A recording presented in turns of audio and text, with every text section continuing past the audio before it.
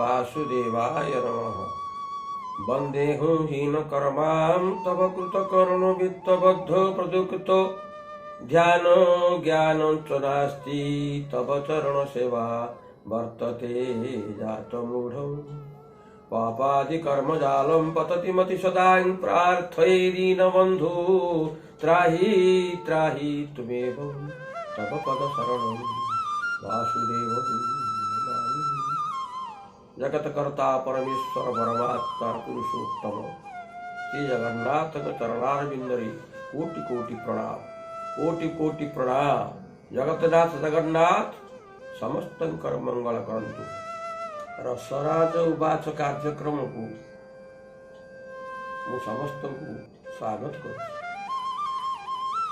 बंधुगण, मु श्री शंकरसन दास, मो घर रणपुर ब्लॉक अंतर्गत रामचंद्रपुर दीर्घ 82 वर्ष पदार्पण करी वर्तमान आपण मान सानिध्य लाभ करने ये कार्यक्रम मु किछि विषय उपस्थापन करने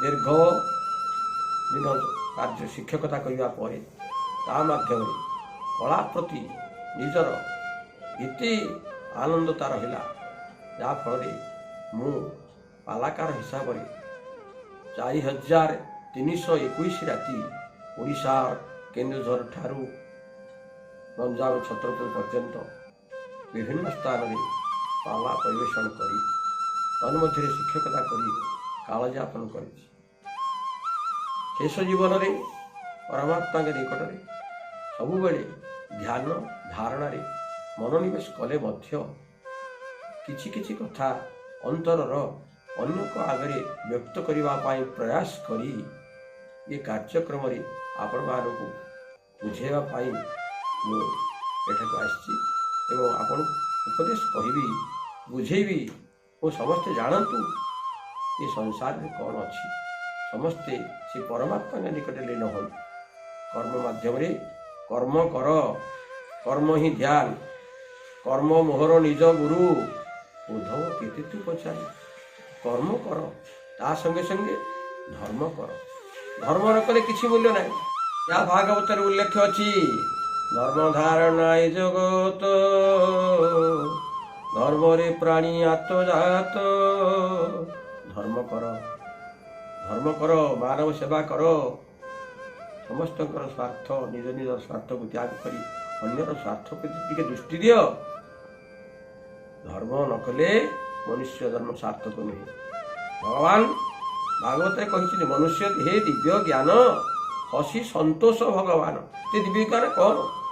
ये ज्ञान थी सीना मनुष्य यदि परर उपकार न कला, परर मन कथा न जानला, पर को सेवा न कला, सेवा कार्पण्य देवा फले कि असाध्य मही तले सेवा कर। सेवा माध्यम तुम निजर जीवन सार्थकता पाइब। तेणु समस्ते सबुबले निज स्वार्थ देखिले हेनी। स्वार्थ चिरंतन निजर उपकार साधिले किसी मूल्य नहीं। धन अर्जने धर्म करी धर्मे प्राप्त नर हरि। धर्म कर, धर्म रे धन आण, धन आणिकी धर्म कर। ता द्वारा निजर मुक्ति अच्छी, परर मुक्ति परर मुक्ति अच्छी। समस्ते शांति पाइबे, संसार सुखी हे। एणु आज ये कार्यक्रम आपण मानकु मु स्वागत करुच्ची। पुनर्बार आपण माने एको टिके शुणंतु, देखंतु, एवं ये संसार लीला संसार कार्य समस्ते ओतप्रोत भाव जड़ित रहतु। विश्वनंता श्रीहरि महाप्रभु वर्तमान संसार रे महाविपत्ति समय समस्त दुख को हरण करंतु, समस्त रोग विनाश करंतु, समस्त को सुख रखंतु। कहीं आम मृत्यु तो सुनिश्चित, कहीं जड़े संसार में रहिबो मरिबोनी एक कथा नुहे। अहरि अहरि भूतानि गच्छन्ति जम मंदिरम शेषास्थिरा विश्चन्ति किमाश्चर्य मतत्पर। महाभारत वन पर्व धर्मवक ये प्रश्न कर युधिष्ठिर महाराज ये संसार में कहीं रहिबेनी, समस्ते चलीजे। राधानाथ लिखिछन्ति केही रही नाही रहिबे नाही ए भवरंग भूमि तले, सर्वे निज निज अभिनय सारी बाहुड़े काल बले। समस्ते जीवे रहिबार नाही। भागवत कौन कहूँ मर्त्यमंडले देह बही देवता होइले मरई। मर्त्यमंडल जन्म लाभ कर व्यक्ति निश्चय मरिब ये सुनिश्चित। तेणु ये जो महामारी महासंकट आम मान को आसी नुआ कथा नुह। 291 दिकोड़ी को देख ब्रह्म संख्या विश्रुत ही एकाले जानिबु अकाल मड़क आसिकी रहिबो नाही। महापुरुष अच्युतानंद 650 लिखिछन्ति 291 20 एक गुणा 19 दिकोड़ी की देख जोड़े कोड़ी 2 कोड़ी 2 कोड़ी 40 40 है 19 पाखर 40 ब्रह्म संख्या एक ब्रह्म द्वितीय राष्ट्र ब्रह्म संख्या 40 पाखे गोटे एक लेख है 1941 1941 ये आरंभ हम संदेह कथा 1941 केमती आरंभ हम 1941 की आम 2020 सहित संपर्क कौन ना 2020 मसीहारे 1941 शकाब्द पुराना हिसाब आम 1941 है शकाब्द से मसीहा हूँ 220 ए सी आरंभ हम पुणी सुदूर सुदूर कि चीन रु आरंभ है। चीन रे आरंभ से कौन करिवो ना प्रथमे विनाश आदे बद्य ठारे प्रकाश पाइबो परे हेबो अन्य नाश। प्रथमे जी आरंभ जा ठारे आरंभ हो से बद्य डाक्तर तारी पाखे आरंभ हम ताकू से विनाश करिवो तापरे अन्य आड़े व्यापृति होगी जीव। सत को सत चीन रु आरंभ होइछि भारत को आछि। चीन रे मध्य जे प्रथमे जे आक्रांत होइछि से जने डाक्तर से विनाश होइछन। एणु ए संसार रे ये मारिला आसिला जदि आसीछि देशे दशे भयरु पृथ्वी रे चारिआडे व्यापी जाइछि हाहाकार पड़िछि। एथिबे आमे कोन करिबा परमात्मा को डाकिबा परमेश्वर को डाकिबा तो निश्चित इधर संदेह नाही। एथिबे उपचार दरकार कहीं खाली देवता को डाकी कोटी मुंडिया माइले जे फल होइजबो ताहानु ता सहित उपचार दरकार। माने समस्ते प्रत्येक दिन नित्य कर्म समय अन्यान्य हाथ को भल भाव धोइबा मुह को धोइबा खाइबा पदार्थ पूर्व भल कि हाथ को धोइबा मुह धोइबा बाहर को आसला मात्रे मास्क परिधान करवा।